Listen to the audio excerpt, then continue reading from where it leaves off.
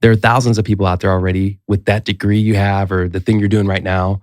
And so it's easy to question ourselves if what we're creating will ever be good enough, if it will ever connect with people. And so it's easy to kind of doubt ourselves instead of understanding that there's nobody in the history of this earth that's been created with your unique intellect and mind and understanding that how different you are, the way you see the world, even through your pain and struggle, and how your experience has actually informed, given you a unique voice. Hello, beautiful creative people, and welcome to the Keep Creating podcast presented by Soundstripe, the podcast created by creators for creators.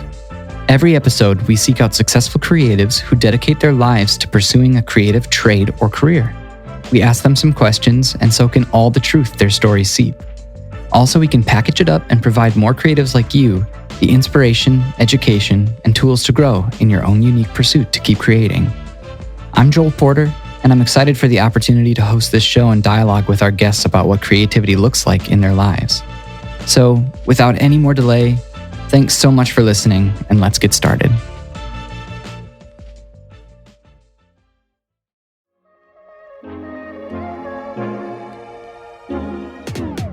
American photographer Ansel Adams, who is responsible for some of the most famous landscape photography of the American West, once said, "No man has the right to dictate what other men should perceive, create, or produce, but all should be encouraged to reveal themselves, their perceptions and emotions, and to build confidence in the creative spirit." After soaking in this message, it's evident to me that Adams had a clear understanding that each and every human being is unique. And because of that uniqueness, everyone possesses a language born from their own perception and experiences. Simply put, everyone has a voice. But it's the second part of Adams' message that we should encourage and be encouraged to reveal ourselves that is so important and often overlooked by creatives. Yes, we have a voice, but the expression of our voice through the confidence we build in our creative spirit is how we truly communicate and transcend above basic understanding. It's a language we can use to be truly seen, to connect, and to be more deeply known. My guest today is the modern-day Renaissance creative, Lee Steffen.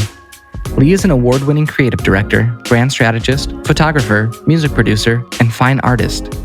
Lee has traveled the world as a nonprofit founder, photographed a Billboard #1 album and countless Grammy-winning musicians, designed for a presidential campaign, produced an acclaimed hip-hop record, and led brand campaigns for luminaries like Maya Angelou and Johnny Cash. His photos have appeared in Apple campaigns, on the marquee at Madison Square Garden, and at the top of the Billboard charts. Steffen finds inspiration everywhere, whether at home with his family or on global adventures that include base jumping off the tallest structure in the Southern Hemisphere, climbing to the base of Mount Everest, or scuba diving with sharks in the Great Barrier Reef.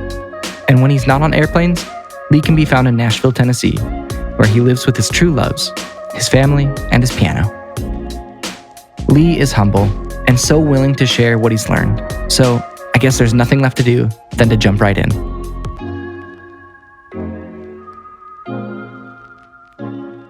Lee, how you doing today? Doing great. Thank you so much for coming. Oh, It's great to have you. I'm glad we could set it up. We're just going to dive right in if that's okay with you. Let's do it. Okay. We got our coffee. We got We're to enjoy up. the beautiful day outside today, the rare sunny day, winter in Nashville. But anyway, how would you describe yourself as a creative? It's a great question. Especially, so I guess my caveat even to that question is I've always been inspired by a friend of mine that says, art's like a language.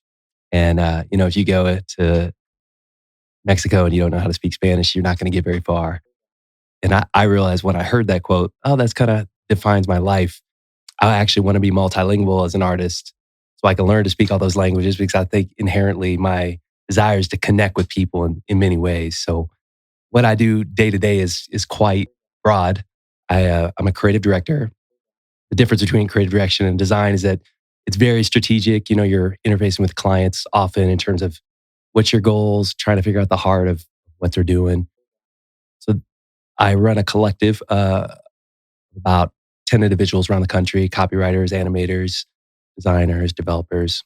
We do some really fun projects ranging from, you go to the Johnny Cash Museum, you'll see interactive displays there. Or, we do stuff with finance companies in New York and London, pulling in real-time data to the nanosecond, stock market, high-end medical stuff, and we also work in entertainment and nonprofits and all that. Hmm. And then I do commercial photography, which is a big passion of mine. And I think I love the dichotomy of those two because I may only have a few minutes to try to connect with someone. But as a photographer, I always say I want to capture dignified portraits of people. So if I'm in Haiti at an orphanage, or if I'm photographing a Grammy-winning artist, I want to capture your humanity, your Hmm. dignity in a way that someone sees that photo and connects with them. A lot of times, if you're browsing through Spotify or iTunes, you only have a split second to make a connection with someone. And most of the time, people are going to see the photo before they even hear the music. Yeah. So it's kind of a cool sense of stewardship Yeah. as a photographer. And it's just fun. So that's something I've continued. And then in my spare time, I love to dabble in fine art and music, of course, like most people in Nashville. So truly a creative. You speak a lot of languages. How did you go about getting into each one of those different languages, quote unquote? Because I see the connection between a few of them. You know, being a creative director, you have to be pretty in tune with design. You have to be pretty in tune with photography. But how does that translate to then fine art and then music? I think my journey for that really started well as a kid. I mean, I did music. You know, like I know you're a musician, so you could probably relate to this. Where if you approach music in a non-analytical way, and you just say, "Hey, pass the guitar, grab a drum," and it becomes something more of a creative outlet. You understand, wow, I'm feeling this unbelievable connection with people through music, and I can connect with people deeper through a melody than I can through 14 pages of writing, or not to disparage writers, but I'm Mhm. just saying, for me, that was the first eye opener was, wow, music has this unbelievable power. And then I've always loved just creativity and building. And I've discovered on this major as a young kid called industrial design. I always wanted to design shoes for Nike. And I found out the school I wanted to go to, University of Illinois, had that program. So my problem was I grew up in the middle of nowhere in Illinois. So I had to work really hard once I got to school to kind of catch up with everybody else. They only took 30 people in the program. Hmm. It was extremely intensive. I mean, it was essentially like, it was probably harder than my first job, that program, just 100-hour weeks. I pulled like 3 or 4 all-nighters Wow. for my senior thesis. But that taught me how to think. As I was about ready to graduate, I heard about this competition that was happening at NASA. The business school was doing it. I got involved somehow and they won that. And then the business school said, "Do you want to come here?" And I kind of loved this idea of how I noticed at that age that there was this language that creatives speak and there's this language that the business world speaks. And there was a kind of a void in the middle Hmm. on what that language is and how to communicate it. So I decided I'll go to business school, get an MBA. And Yeah. I knew nothing. Before I got in, didn't know how to. I honestly hadn't taken a calculus course in college, and just way over my head, but kind of just faked it. I just remember being horrified half the time. But that kind of led me to the strategic thinking. Hmm. In college, we started a band together, and he ended up doing really well independently. Moved to Nashville, and that was kind of, hey, I know one guy, Hmm. and he happened to be like the most outgoing person I've ever known. He'd say, "Hey, show up to this coffee house. We're playing a gig," and 400 people would show up. So we just kind of naturally, I took that for granted. I just thought that was what everybody did that had a band. But so get down to Nashville, and I heard, hey, this music magazine called CCM is hiring people for freelance. And I thought, hey, well, I'm doing some gigs. Maybe I could just kind of do some print work, whatever was needed. And I show up out of this magazine, and they're like, no offense, but why would we hire you? You literally have no print work in your book. You've never designed a magazine page in your life. And I'm just like, well, if you look at my work, it's not so much about the type of work. I want you to look at the thinking behind it and the intentionality and all that. And just the answer alone. And they said, well, we'll give you a page to design. And that led to them just saying, "Do you want to be our art director?" Hmm. So I was in way over my head again. I subscribed to like 15 magazines a month, just diving in. Again, crazy all-nighters. We can get into that about habit, because I learned a lot of lessons about how not to work. But that was my foray into kind of where I am now, Yeah. because it was saying, let's look at every detail, how photo shoots happen, kind of grabbing the reins of a great photographer and standing behind and watching how they worked and interacted with big artists, and even just access. That was everything, right? Here's this unbelievable person. They're like, hey, you're going to go.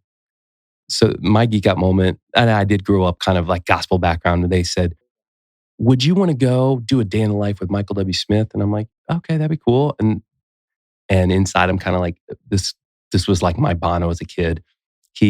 So he goes and works out at the Titans facility in the morning. He has Rocket Town records and Hmm. Rocket Town skate park downtown and going out to eat with it. So I'm just a kid photographing all these moments. And I literally had the worst camera money could buy. But it was, again, just that access. Hey, you could probably shoot photos, right? Since you designed the Right. pages.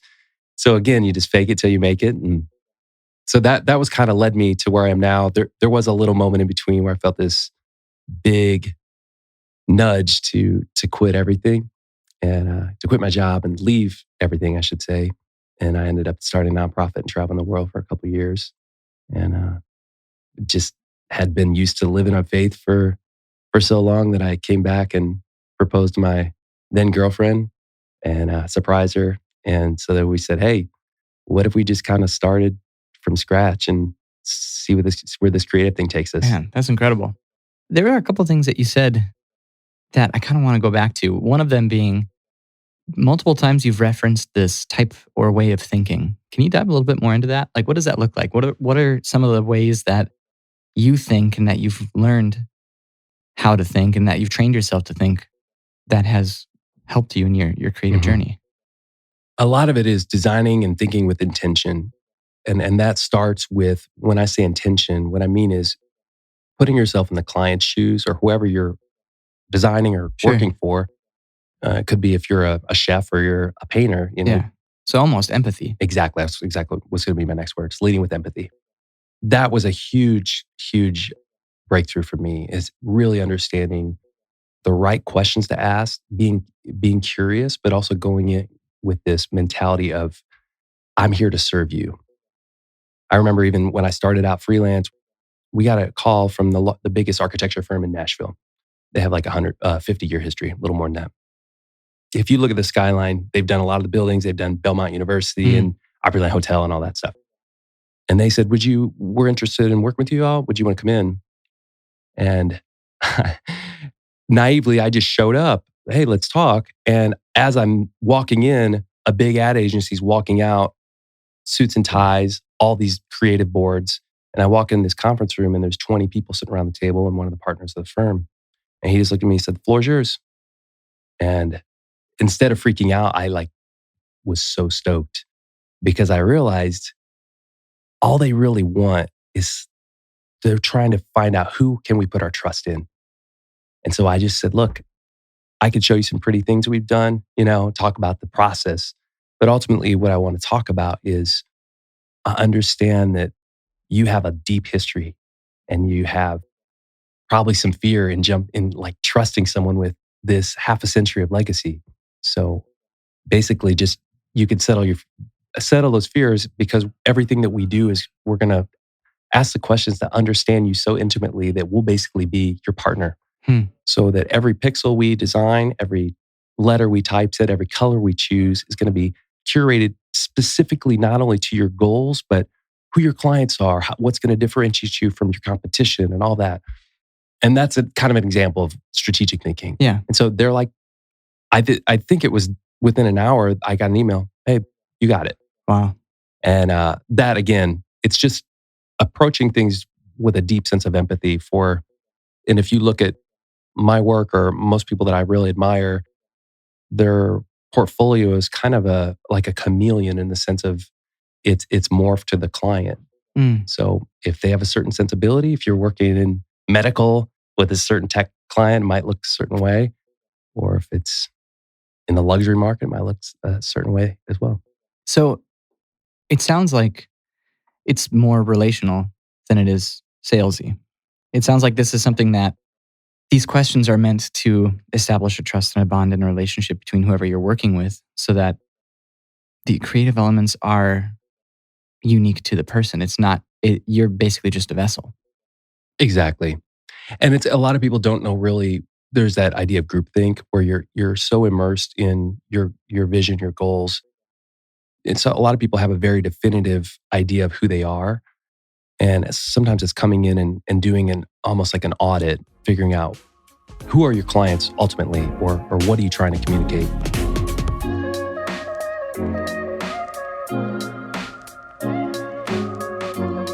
You had mentioned some of the habits that you had learned as you started within your design program, and then within the first few years of being a professional.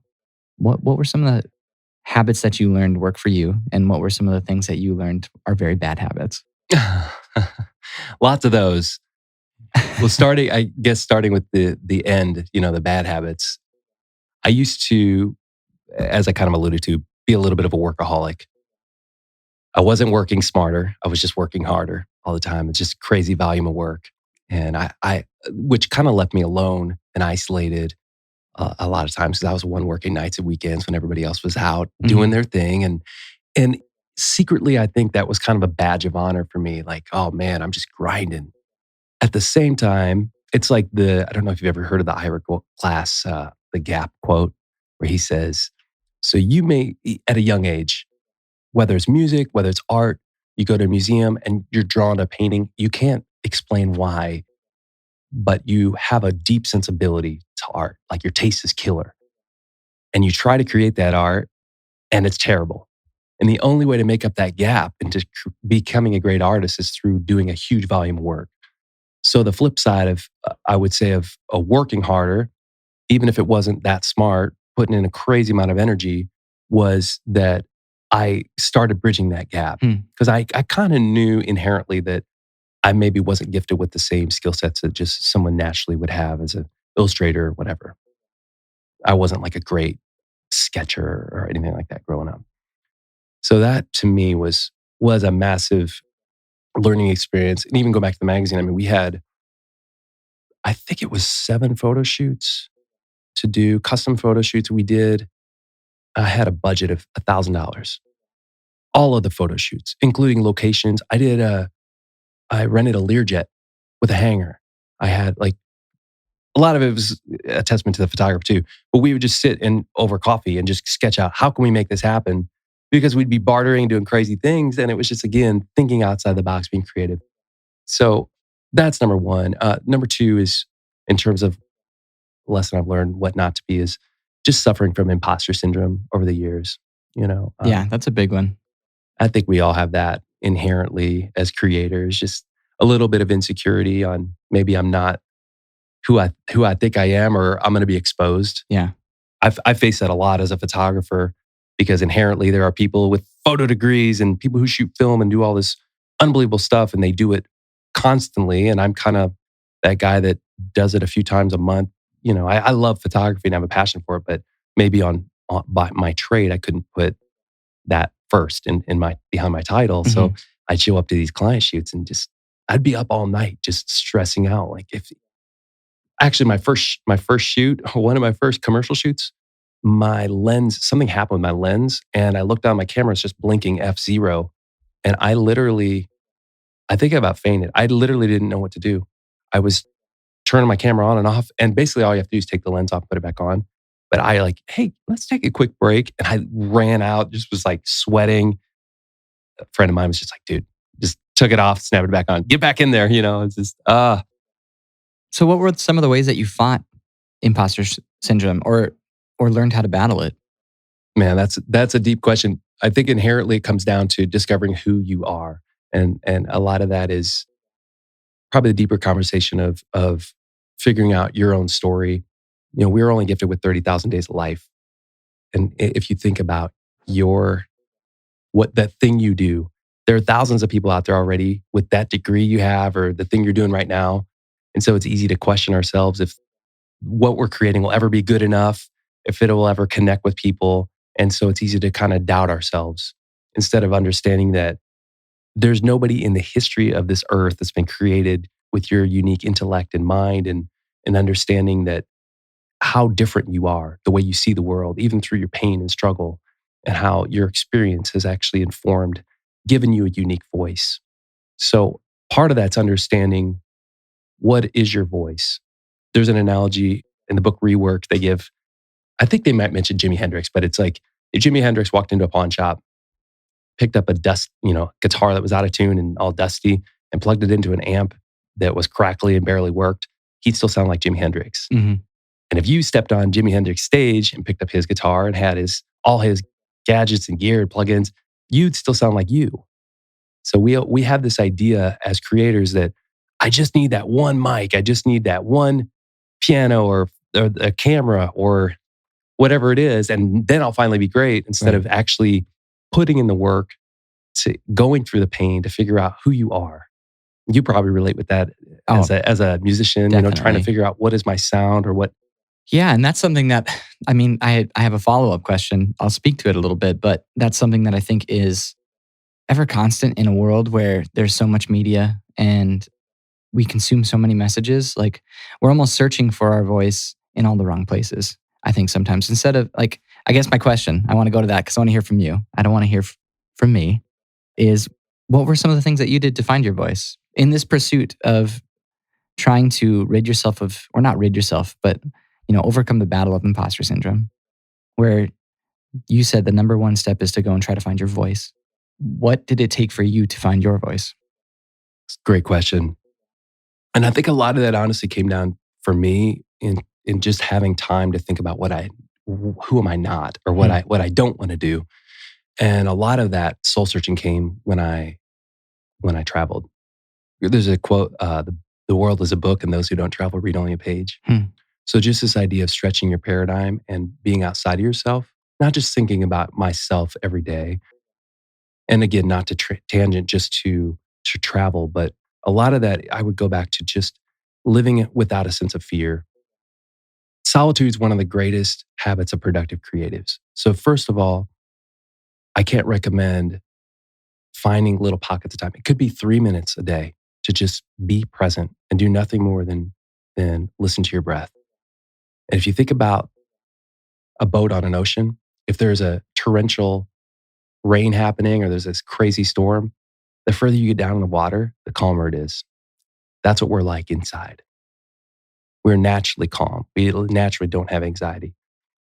And before I really understood some of these habits, I was just, there's a deadline. There's a new client. Just so many things. Now, like I said, learning these habits and there's been some incredible books I can recommend. But last year or 2 years ago, I decided I'm going to get better, not bitter. Just with all the dissension, political stuff, just get on Twitter for 10 seconds and you start feeling anxiety. Yeah. I just said, I'm just going to turn all that off and start painting. And I haven't really painted a lot in my life. I did 100 paintings in 6 months. And then this year I decided, I guess last year, let's just say it's 2020, I decided I want to create a song a week. So just through these habits, I ended up creating about over 50 songs, and I kept the painting going. I just did about one a month. And I should say that was all while doing over 200 projects and lots of commercial shoots. So there was this inherent desire that I didn't know that I had to create personally. I just thought, hey, I'm going to serve clients. I'm creating all day, doing logos and animated campaigns and all this fun stuff. But I didn't realize deep in my spirit, what keeps me creative, what keeps me going, what I actually really want is to be a creator, because there's truth in that. And there's authenticity in being able to search for truth and wanting to connect with people in a deep and meaningful way. And a lot of that, kind of going back to your question, it's figuring out, photography is a good example. What do I not want? What do I don't want? And I know I don't want to shoot weddings. I don't want to take pictures of people's pets. I don't want to be like an event photographer. Yeah. This is me personally. Yeah. I know people that are unbelievable at that thing and that are passionate about it. And I know I do not have that same passion. Yeah. And so having really clear boundaries, doing the same with your clients. What type of clients do you want? What type of clients or relationships in your life are literally pulling almost all your energy away from what you actually should do? And once I started dissecting that, have you ever heard this term, lack of planning on your part doesn't constitute an emergency on mine? No, but That I love changed my that. life. It's because again, going back to letting someone dictate your life, Tim Ferriss again talks about the 90-10 rule or the 80-20. I started realizing there was just a couple relationships in my life that are pulling all my joy, pulling all my energy. Hmm. So it was kind of deconstructing that. So how did you detach yourself from those or reconstruct them in a different way so that it wasn't pulling Yeah. so much? The easiest answer is just I became untethered to some of those. I literally sent the email that this is no longer working. And, with family or things like that, I actually have a pretty good family, but there are still some close relationships that I had to have those conversations and directly just tell people that it wasn't working. And Mhm. I cannot tell you, I would say it's fun. It's been like a therapy session in a fun way. But I've never thought of it this way. That was probably actually one of the biggest catalysts for me in the last 5 years is untethering myself from those toxic relationships Hmm. because they can absolutely consume every ounce of your energy. You're trying to get in the zone, do something creative, and behind the scenes, you've got somebody boiling because you didn't use the font they wanted, or some weird arbitrary thing that you're stressing about. And so again, going back to what you truly want, I've always said I want to be hired for my mind. I want people to kind of not necessarily look at me and say, "Oh, this guy's good at Photoshop," or he can take pretty pictures. I want people to say, "I want to work with him because I like the way he thinks." Hmm. And also kind of understanding that, then it takes away some pressure in terms of what I not only need to be accountable for, but just who I want to be aligned with, Yeah. the types of causes I want to be involved in. So one of the things you said is that you basically are reverse engineering this true desire through things that you don't want. Were there any experiences that you've had that, whether or not you want to call them a failure, but that were just like glaring lighthouses saying, okay, I never want to do this again, or like, this is exactly the opposite place of where I want to be. How can I learn from this? I've had a number of different failures in the types of different disciplines I do. Like I mentioned, the photo shoot, Mhm. kind of whether it's running into a technical problem or just having issues. I've had a few, many, probably fairly dramatic client failures over the years where you just don't hit the mark, or you end up. We had a big corporate client a few years ago that, for whatever reason, the project was incredible when we were done, and then a person came in and decided they hated it and they were going to sue us, and it was it was seriously one of the most stressful times I can Hmm. ever remember. And we're talking very large numbers Yeah. here. And then you start rethinking your whole life. Like, is this really the type of industry I want to be in? How am I, like, what did I do wrong? And did I ask the wrong questions? What could I have done differently? Am I legally set up okay? I had a lot of failures that I learned from on the nonprofit side, Hmm. just being super naive about, let's set this thing up and then travel. And a lot of that was huge learning experience, like facing adversity and unknown circumstances.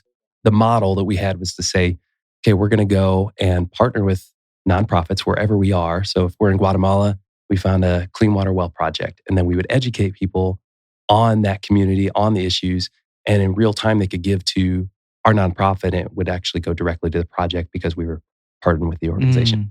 It was really cool, and we did a lot of fun things building, clean water wells in school classrooms and Yeah. doing some disaster relief.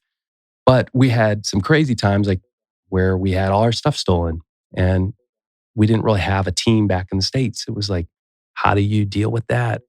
There was just a large number of issues that I could probably, yeah, there. So even going back to the corporation that was not happy with some of your work and, all of these consequences, quote unquote, stemmed from them, whether they were, tangible things that were like money that were in question, but even your mindset and your self-confidence and, the enormous amount of doubt that entered during that time. Like, how did you take those in stride and learn from them rather than let them absolutely crush you? Mhm. think a lot of that's just looking at your body work and the way that the way that you want to run your business. Like for me, it was saying our core pillars, the way we run our business has never changed. We want to do everything with integrity. We want to be ethical. We want to have great relationships with our clients. That's number one. We're almost like a white label service. Hmm. If you work with us, we'll give you agency level work. We have people that have worked on some of the biggest campaigns, Coke and Airbnb and Wow. Facebook and all Google, like Levi's. I mean, our whole team is amazing. But then at the same time, if you want to call us, you're going to get the partners, not a junior designer or some account executive. And just the way everything is structured is we are here to serve you. Hmm. We, again, leading with empathy. And even more so is not only that we're here for you, but we want to understand what your goals are so that you can figure out that, as Donald Miller says with his story brand, it's this beautiful authority empathy type tone that you should communicate is you're not actually the hero in your story. Yeah. You're here to serve your clients. So it's like this really fun language and way to approach projects. So I think with all that negative force hitting, it's easy to question, as you said. Then we start looking back at our past successes. And even I went through 600 emails, relationships with this back and forth correspondence with this client and all the positive words that they said and how happy they were. And things just weren't lining up. So it's still one of those, without naming names, it's still one of those that we're a little baffled by, but it's definitely caused us to reevaluate where we are and the type of work we're doing and say, okay, clearly something was missed. So how can we continue to tweak and reanalyze everything we do to make sure it doesn't happen again? Yeah. Because it's definitely scary when you're like, I want to make sure we don't lose our home here or put food on the table, for families. Yeah. And I feel like that can be translated to a personal level as well. I feel like that is something where in those moments, whether it is you're working on a project as an individual or it has to do with a relationship, I mean, any area of life, I feel like if you can sit back and reevaluate and allow yourself to do that almost objectively and, accept the truth for what it is and move forward, then great work and a great life can continue to pan out. Exactly right. Yep. Hey friends, it's time to give a shout out to our artist of the week, Ghost Beats, for writing the song 90s Sidewalkin', which is the feature track for today's episode. Sit with me for a second and listen to a little more of this song.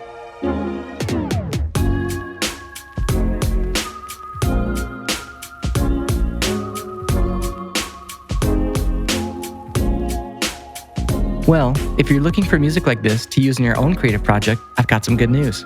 You can license 90s Sidewalkin' or check out some other great options by simply heading to soundstripe.com/keepcreating. There you'll find a custom playlist of all the songs we use on this show. If you like that playlist, make sure to check out some of our other curated playlists featured on our app. I'm positive you'll find something you love. All right, let's hear more from Lee.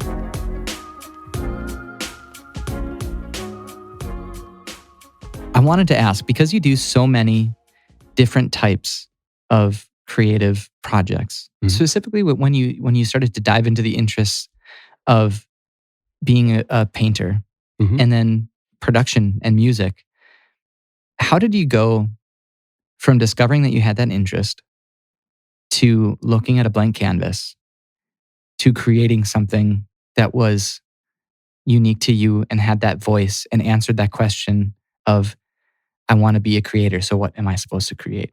I love that. It's kind of hard to explain the painting side.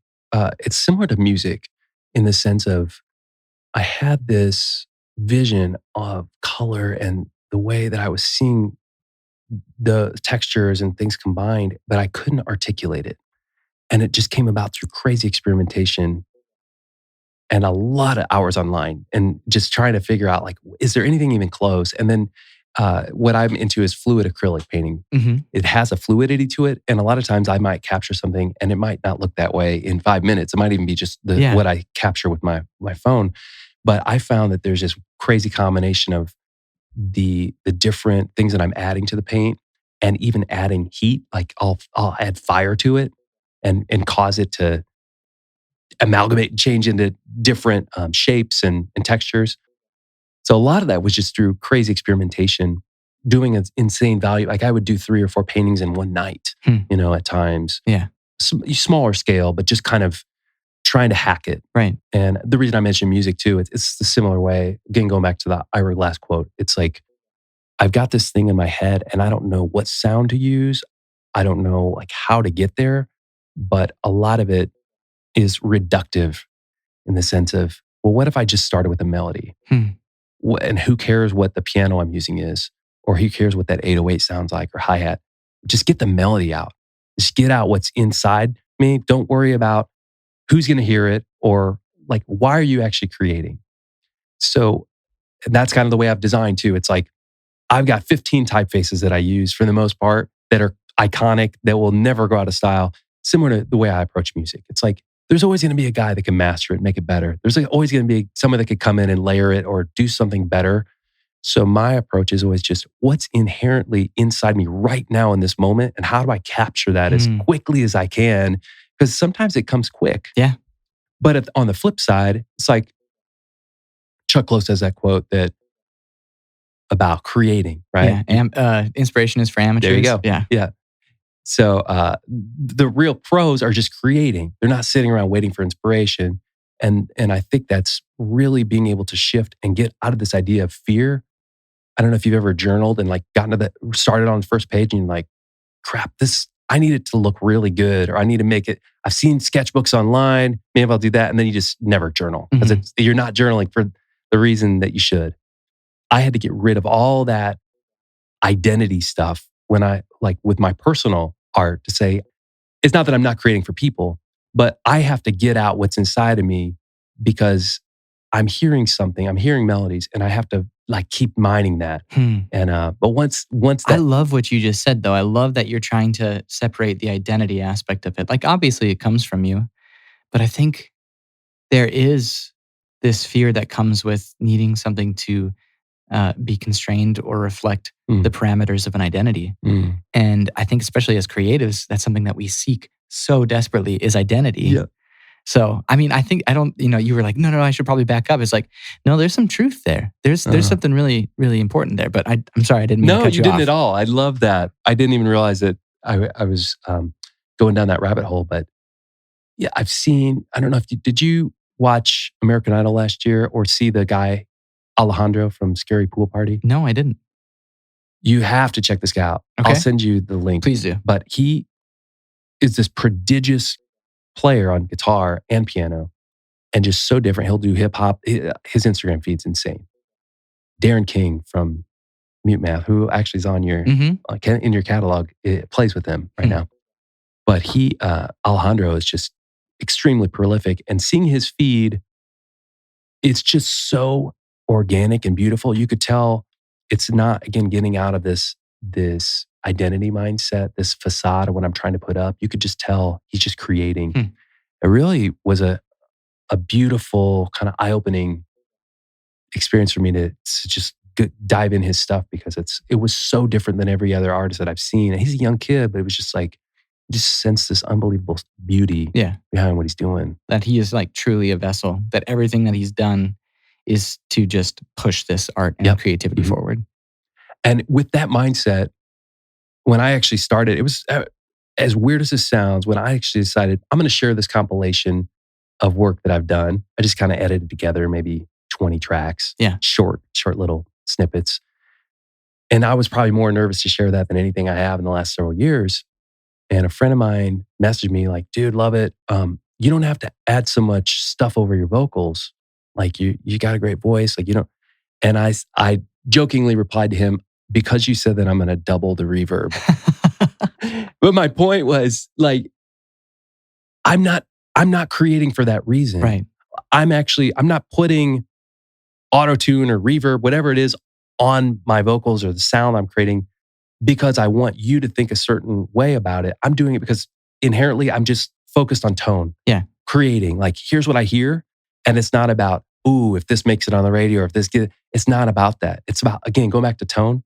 It's just what's resonating with you in that moment. And just kind of, once you create a large volume of work, then you can make these unbelievably quick decisions that are subconscious. But again, it goes back to like you can make them in confidence because you've put in the work. Right. You've made that decision. And you kind of know 100 times how you want to carve you're not even thinking about what genre do I fit in? Is it Death Cab meets Bruce Springsteen, or is it no, you're not even thinking about that. You're just creating inherently out of the beauty that you see in the world, or you had a really hard day and you create some dark piece, but it's way more loyal to that project. It's way more loyal to the piece. I guess right. That's a better way to put it. That's awesome. And that goes back to truth. Right. At the end of the day, in whatever you do, it's like, hopefully it's a piece of who you are that when you leave a mark on this world and when you're gone, that people can look back and say, I believe that what you created was authentic to you in whatever way that you see that. And that's what I love about people that kind of beat to their own drum. Yeah. Have you ever worked with any mentors, or do you consider mentors to be important people in your creative journey? Oh, 100%. Yeah. And how did you go about finding those mentors? I've always desired a mentor. And I think when I stopped looking is when they emerged. As weird as that sounds. Because you have a whole laundry list of creative practices. And I would assume, or I guess maybe falsely assume, that in every single one of those pursuits, as you were trying to learn it, there would be some obstacle or some question that would come up that made you desire to talk with someone, to try to communicate with someone about how to progress in this journey. How in each one of those, I guess you don't have to go list by list, but are there any instances within your creative journey where you did reach out to a mentor, and what was it about them that made you trust them? Or what was it about them that made you seek that particular mentor out? That's a great question. So first, I will say that if you're seeking out someone that is hard to have access to, if you admire an author or someone who's a public figure, that's probably the wrong way to approach it, because those types of people get hit up a lot. And most of the time it's not that they don't desire to help, but they would say, just read my book. That's the whole reason I did it. I'm giving you literally my entire life for you to enjoy and be inspired by. Right. So number one, that's again what I saw when I was young. And I looked at a lot of that as rejection, reaching out to people that I really admired and saying, oh, I'm just not going to ever find someone like that. But two, understanding that with Masterclass and others, that there's this idea of virtual mentors, that there's so much unbelievable information online.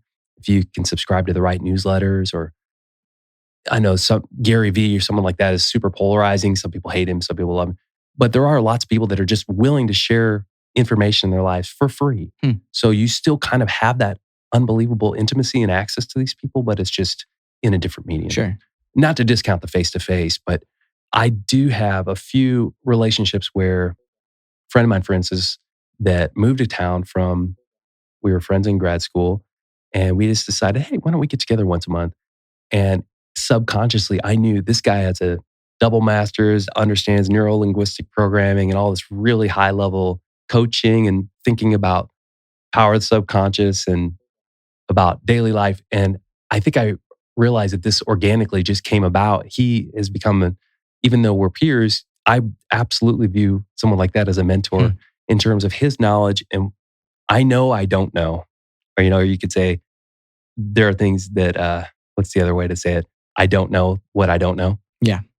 So having a really clear understanding of that and how you want to grow is really big in terms of shaping your paradigm and just being hungry. So if you look at your craft, you say you're a photographer or you're a musician, you say, how can I grow at that?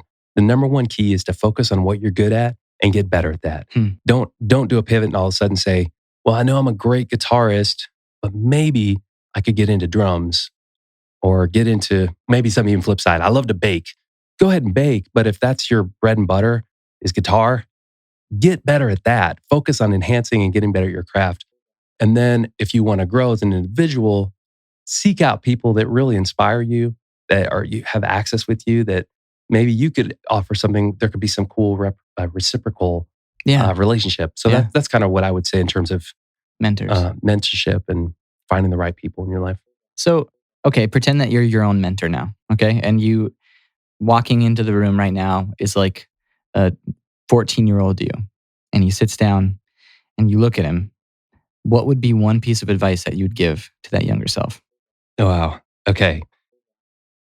Well, we already kind of talked. I would say, first of all, going back to the fact that you matter, you know, deep down, we are more than fame or wealth, comfort or power. Everybody's hungry for meaning. So, first of all, I would say to that person, what matters to you? What do you want to pursue? What are the things that keep you awake at night? What are those convictions? Because the way you're hardwired, the things that you're passionate about might be different than somebody else. And you're engineered in a way that those passions could be channeled in a way that can influence a lot of people. So, first, understand that. Second, in terms of work, once you understand who you are and maybe what you want to do, persistence trumps talent 100% of the time. So really understand that talent is kind of overrated. And there's so many stories we could talk about in terms of how to get better. But I remember actually reading a story about Kobe Bryant, just thinking of him. He showed up. I think there was a writer that met him for a morning workout. And he said, I'll be here at 4:45. You know the story? I do. Tell it. No, it's You a should great fill in the story. blanks if I Okay. butcher it. But said, gonna meet. And they kind of went through, watched him work out. And Kobe ends up leaving. Oh, no, I'm sorry. Start over. So he meets Kobe at the gym. Was it like 4:45 in the Yeah. morning? Yeah. So they do this crazy long workout. He's watching Kobe do Kobe things, hitting all the 100 threes or whatever he does and all the sprints. And then the writer had to leave, shower up, get ready, and then came back for the Lakers practice. And he sees Kobe there and he's drenched in sweat. And he said, "Oh, like, when did you go home?" And this is like, what, 7, 8 hours later. Kobe never left. Yeah. He was still there working. Yeah. There's another story with Kobe Bryant where he was at an away game and there was this other player for the other team who was like, "Oh, we're playing Kobe tonight. Like, I'm going to go in, I'm going to get reps in." And he goes into the gym and Kobe's already there.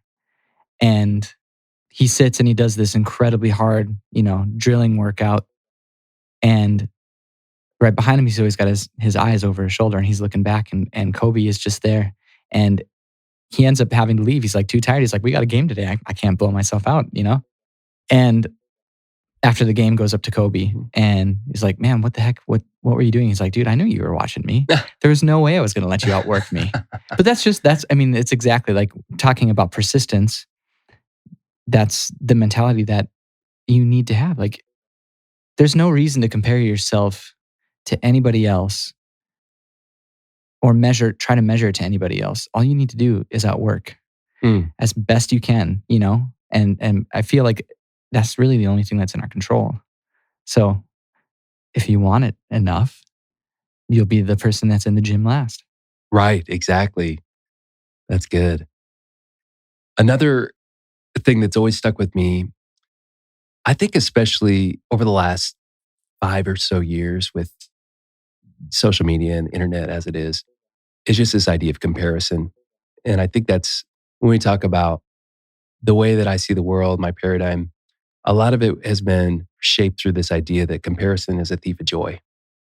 I think it's Anne Lamott has this quote that some wonderful, dazzling successes are going to happen to some of the most awful, angry, undeserving people that you know. Yeah. And people who are, in other words, not you. Yeah. There's this idea that everything is perfect. And what we don't understand is that when we are on Instagram, for instance, that you're looking through, it's kind of the formula to be miserable, comparing everybody else's fabricated Story. facades to your real life, But the truth is, we're not going to go and post a video of the fight we had on the way to the beach. You post the feet in sand. So really understanding that. And ironically, that's the reason that I don't spend a lot of time on Instagram or a lot of social networks, is just for that reason. Not to say it isn't. I mean, there are people that I know that are phenomenal at managing that, but I just know inherently if I'm on there, then that just starts creeping in. Yeah, I can 100% relate to that. I'm in that same camp where and it usually happens in waves. If I allow myself and say, "Okay, I'm going to stay disciplined with this. I'm going to allow myself on to social media and I'm going to allow myself to spend some time on this, it usually just increases and increases and increases because I fall into that comparison trap. I fall into, okay, well, what's this person doing? And why is this person doing this and I'm not? And I feel like it's something that everybody should be very aware of. And should's a very strong word, but that comparison can creep up so silently Mm. and stealthily to like even in just like that simple form of something that's so easy to find on your phone and then spread like wildfire through all of your Right. thoughts and everything that you do during the day. Exactly. And even from a deeper psychological perspective, these companies are so much smarter than we are. Even the refresh, pull down to refresh, was simulated based around slot machines. Pull to receive the next Wow. hit, right?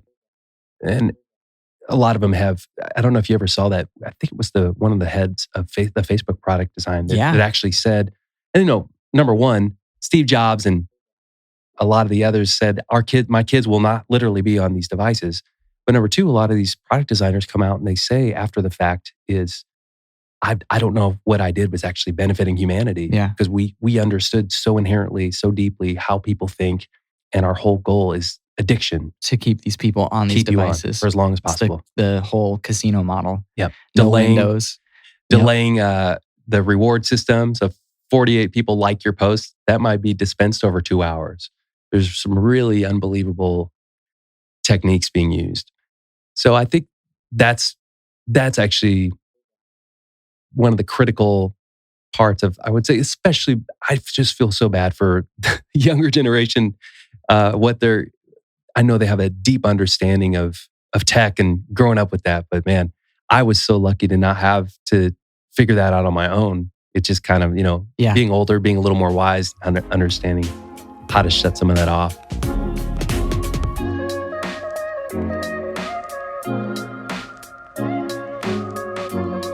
So we got into this conversation talking about the advice that you'd give to your younger self. And so don't compare yourself, work hard, stay persistent. What do you think is the hardest challenge that young creatives face today? Honestly, I think it's probably, if you look at the options of what to do and how many things are being hit at you, looking at, maybe I'll be an influencer. But what does that actually mean? I don't know. I'll just spend a lot of money, look like I'm rich and pose in front of a Lamborghini and, whatever. There's just so many things that I think it's really hard to understand, going back to who you are. And so that's kind of where I always start with saying, if you can understand, and it's so nuanced, because let's say you love animals, for instance. So naturally you'd say, well, maybe I could have a career in that, right? Be a veterinarian. Wrong. Do you love sick animals? Do you love dead animals? Because that's the career you might be signing up for. And so that's kind of where I'm saying, but if you understand not necessarily what you want to do, but who you are, what drives you. Do you enjoy the outdoors? I mean, that might be a weird question, but it's like, well, it's not a weird question. I'm saying, do you like the beach or the mountains? Right. Or do you love... Like, what about the outdoors? Like, get more specific. Are you okay with working without a window, for example? I heard someone actually say, when you're deciding as a young person what you want to do with your life, first decide where you want to live. As weird as that sounds, if you love the beach and that's all you think about, that's all you want to be around, start there. Yeah. And everything else will kind of work itself out. Yeah. That might be terrible advice. I don't know. I really like that. But I think it's a really fascinating way, a different paradigm to approach the way you look at life. Yeah. And to say, well, I know that I somehow want to be involved in the culinary world. And I know I want to work for myself. And I know I'm really good at photography. So maybe that starts out with just connecting with local food trucks and saying, can I tell your story in a unique way? Because I know you left your career in finance to start this food truck. Right. And I'd love to do a photo essay on that. And so some of that's just kind of creating, I always tell people that with portfolios when I'm asked, like, how do I create a portfolio? Well, show the type of work you want to be known for. Not necessarily all of your work. All of your work. Because you're only as good as your worst piece. If you created this unbelievable portfolio of music, but you have one that you're not that proud of in there, that's the one that will stick out to people. Yeah. Because it's like, oh, thought this guy was a little better than that. Right. Not really, but it kind of goes down to that. So that might be a little broad in terms of my answer. No, I think that's great. I think what you're saying is dive into the things that you're interested in and figure out how to be more specific with them. Figure out how to be more specific with what you want and try to discover that. Right. Exactly. And it's probably another podcast worth of content here, but I'm really fascinated with this idea of education now. I had someone reach out to me and say, which school should my daughter go to for photography? Should it be RISD, Parsons, or USC, whatever it was? They had this list, and I looked at their tuition over 4 years. It was going to be 150 grand or more. And so for fun, it took me a couple days for this response. I literally said, here's what you should do. Don't go to school. Did you know this guy that shoots for Time Magazine? You can go to Wyoming and work with him you could be a part of his little masterclass for a week. It's $1,500 and you learn from him. And then you go to New York and do this portraiture session with this guy. And then, you can intern here and there. And I literally basically created their curriculum. And they replied and said, thanks, she's going to go to Parsons. But it was kind of a fun exercise to stay even thinking, we have young kids, thinking about the access now to information. Yeah.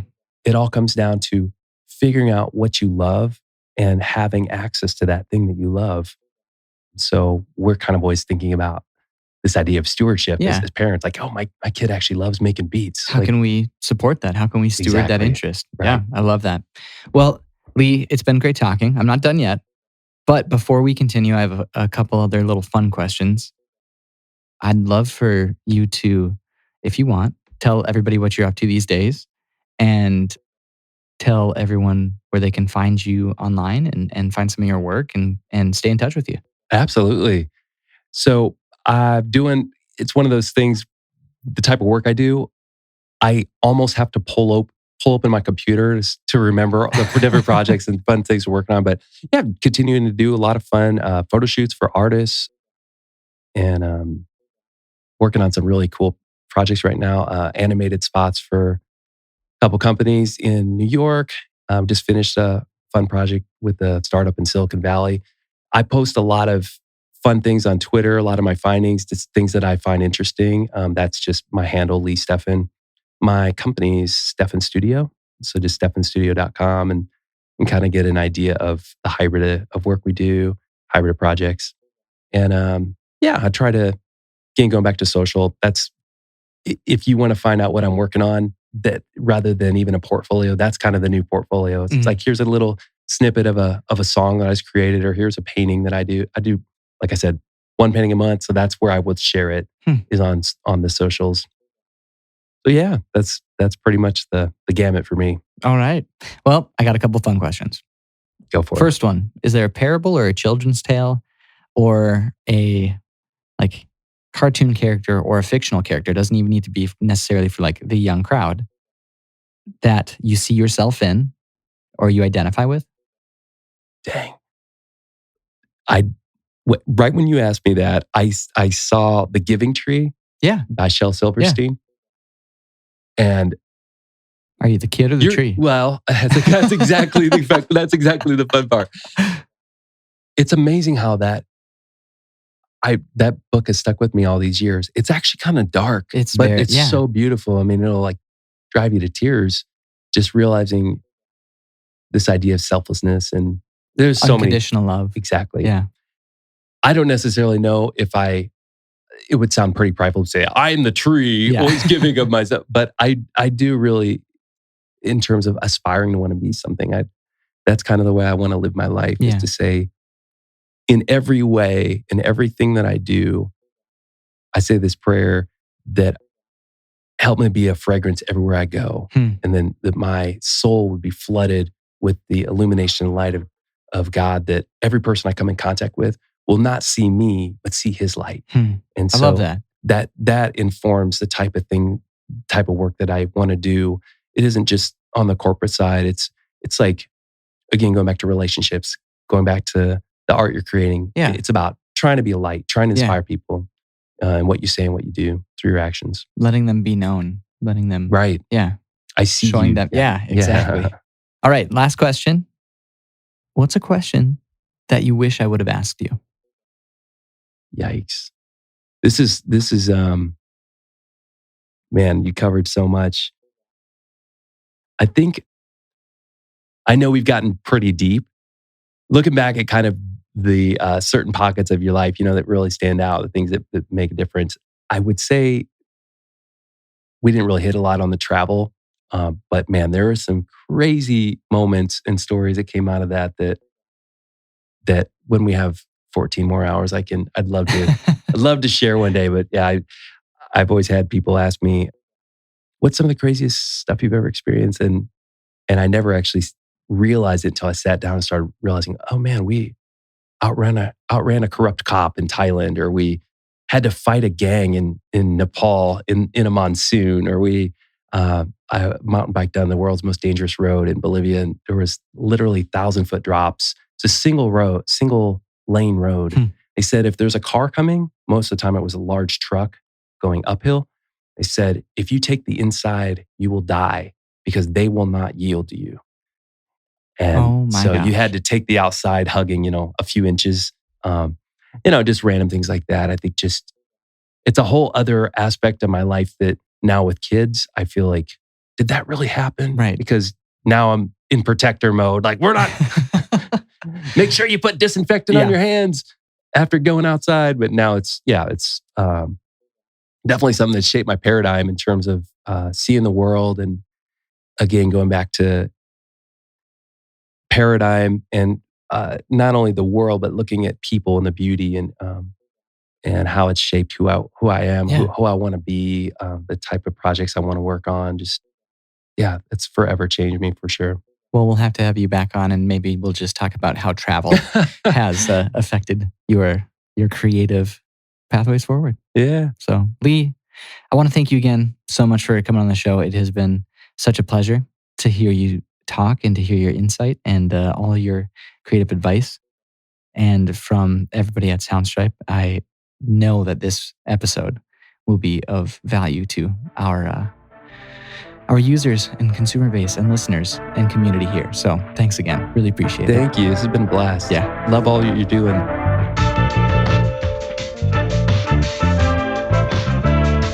I want to thank Lee again for being on the show, and I hope he's encouraged you to find your creative language and use your voice to connect with others and share what it is you find inside yourself. Make sure to subscribe to our show so you don't miss future episodes, and help us build a healthy and collaborative community of creators by sharing this with someone who could use some words of inspiration today. And lastly, I want to thank our team here at Soundstripe for making the show possible. If you don't know who we are, Soundstripe is a subscription-based music licensing company that provides unlimited music to subscribers for all video and creative needs. If you need music for your podcast, YouTube channel, blog, radio show, film, anything, go to soundstripe.com to learn more about our amazing library of music and sound effects. We also create and curate a ton of inspirational and educational material that's featured on our blog and our social channels. With everything we do, our mission is to keep creatives creating. So once again, thank you for joining us. I hope you tune in again. And remember, no matter what, keep creating.